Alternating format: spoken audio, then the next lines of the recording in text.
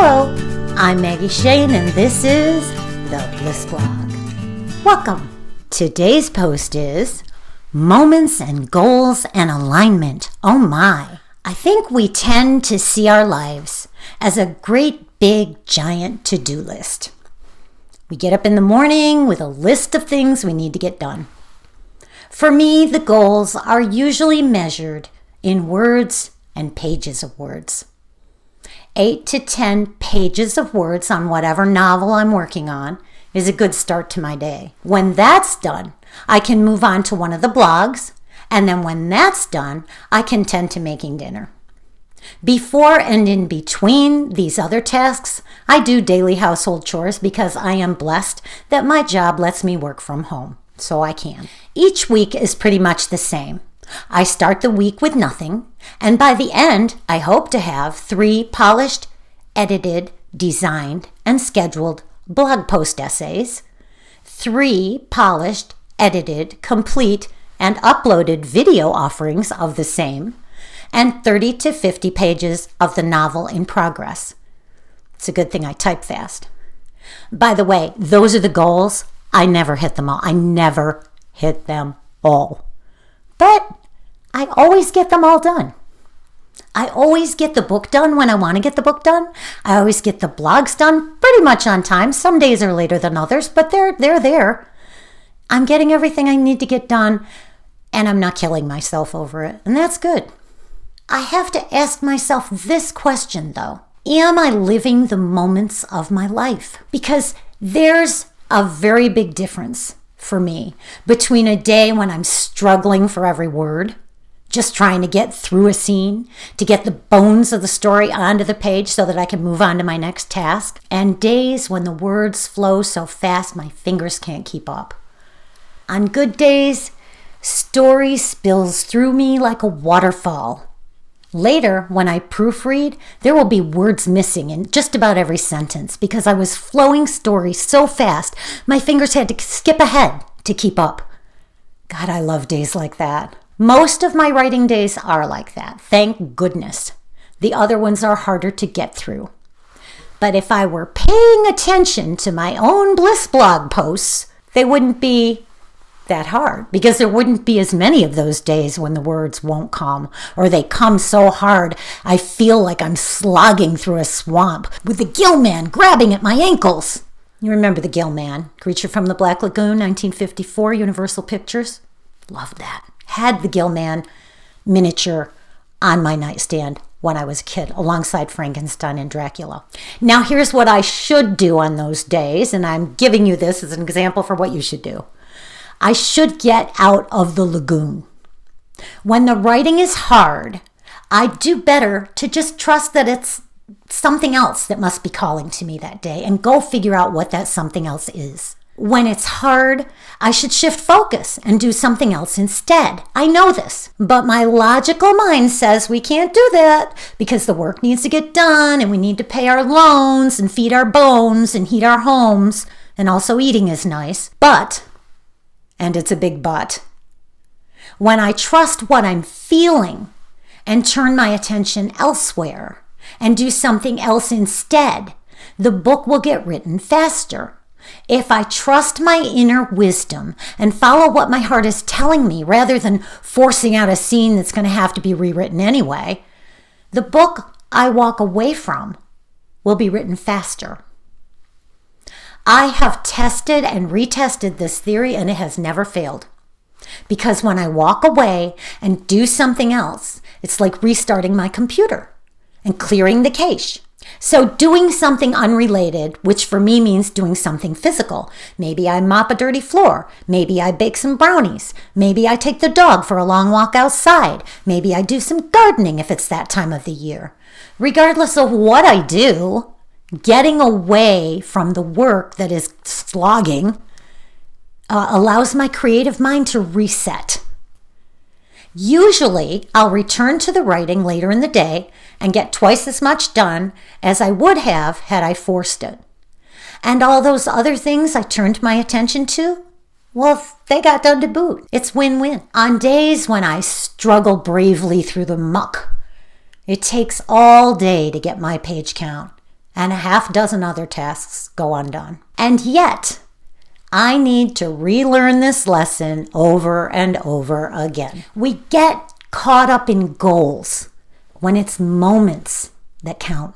Our lives are a series of moments. Here's one.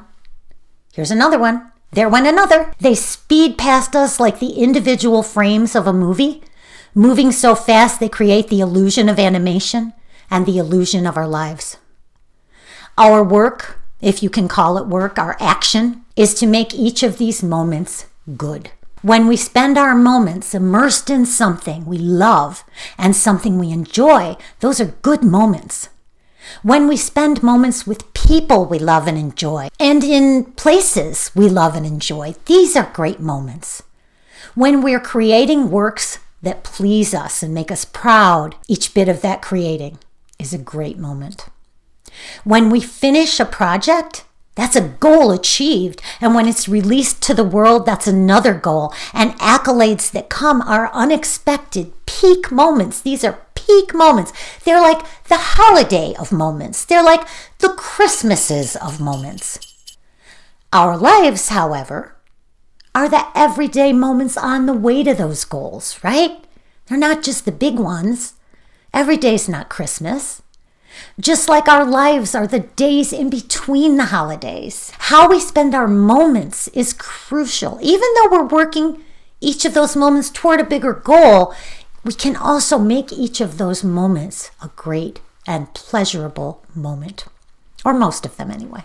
How we spend our moments, I would even say, is the not so secret key to a happy life. It's the everyday stuff. It's how we're feeling in each and every moment. Now, how do we go about making our moments count? This is the important part. How do you do it? So the way I'm trying to approach this is by reminding myself to follow my heart more than my head.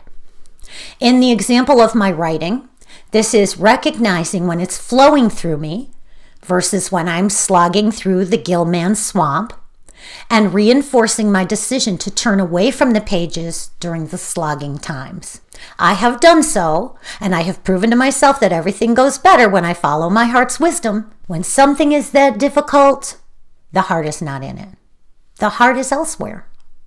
And yet somehow I keep forgetting and I just stubbornly refuse. A lot of times I let my brain outshout my heart with notions like, I don't have time to stop, and I have to get this done now, even though I know better. The heart has neurons too, brain cells. They're the communicators in the brain, neurons. Your heart has neurons. I think of the heart as the feeling brain, the emotional brain, the intuitive brain, as opposed to our other one, which is the logical brain, the practical brain, the evidence-based brain. The brain in our head uses past experience to predict future outcomes. The emotional brain, our heart, uses our desire, our imagination, our beliefs to create future outcomes. That's a big difference. Now, I am not saying don't do the hard things. We have to do all the things. I'm saying do the hard things in the easiest possible way by listening to our hearts. If we give ourselves a little bit of grace and a little bit of space, we'll slide easily into any task we choose, even the hard ones. But we have to trust ourselves. When it feels like hell, we must trust that feeling and change direction. Our energy will align itself then to the task, and we'll complete it with ease when it does. We just need to give it a little time. Our feelings are our GPS, guiding us on the most direct route to the lives and the experiences that we truly want. So we need to train ourselves to trust our hearts more. This is hard, this trusting our feelings thing. Walking away from work when we're on a deadline is really taking a leap of faith. I suggest giving it a try though, because once you do, and you see that it truly works, it'll be easier to do it again. There were days this past week when I stopped rushing and feeling like there was not possibly enough time to get everything done, and did my morning meditation instead. And I took my time, and I followed my heart. It felt as if time stretched itself out to fit around my goals. There were moments when I actually looked up at the clock and thought, oh, is that all? Is that all it is? I've got tons of time left. Way more time than I thought. This happened several times last week, and I recognized it. I found it surprising because I have been doing the opposite. I have been rushing and pushing to get things done faster and looking at the clock and saying, oh my God, where did the day go? Same place, same space, same work, different mindset. Adding videos to my blogs gave me a lot more projects to fill my time. But it really does feel as if the time is stretching to accommodate me these days. And I think maybe that's because I'm having so much fun with all this work. I really love everything I do, and I'm having a blast with these videos. Did you notice the lighting's better? No more ring lights reflecting in my glasses. I got one of my birthday presents early, so now I have decent lighting. Be a sonar receiver. You know how those sonar receivers on the top of ships turn slowly, seeking a signal? That's what we have to do. When the task at hand becomes miserable, we need to take a pause, turn our attention outward in search of a signal. When we find what makes our heart go ping, ping, ping, that's exactly the direction we need to focus on for a little while. This is a valuable habit to develop. When I really seriously lean into this practice of letting my heart guide my day and following wherever it leads, no matter how ridiculous, I tend to make the greatest strides in my life. One intense period of deliberate consistency with this led me to the most positive lifestyle changes I've ever made. This works. You think it won't. You think it can't work because hours worked equal pay received. But money is just energy, and it's alignment that governs the flow of energy. Alignment means always matching what we're doing with what we're feeling, allowing our hearts to dictate our actions, with the brain helping out logistically. That's the reverse of the way we usually do things. So, in summary, the practice we'll put to the test is to promote our hearts to the head position, CEO, and demote our brains to executive assistant status.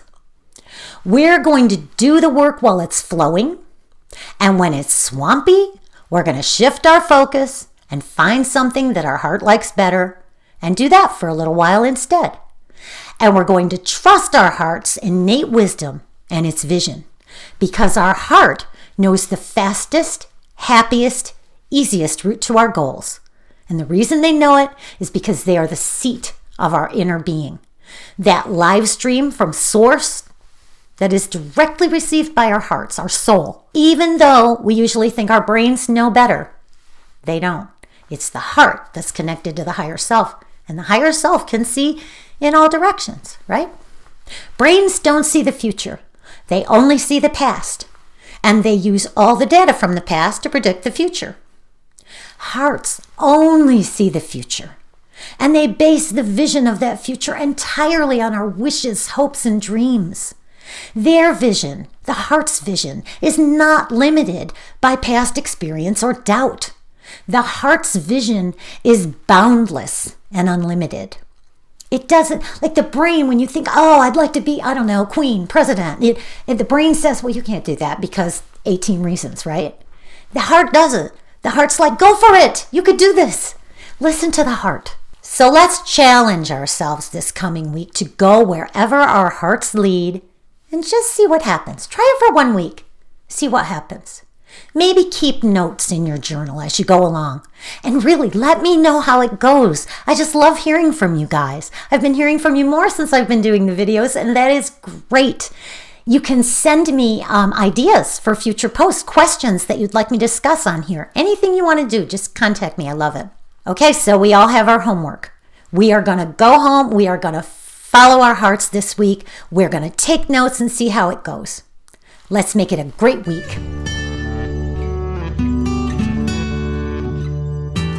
See you next time.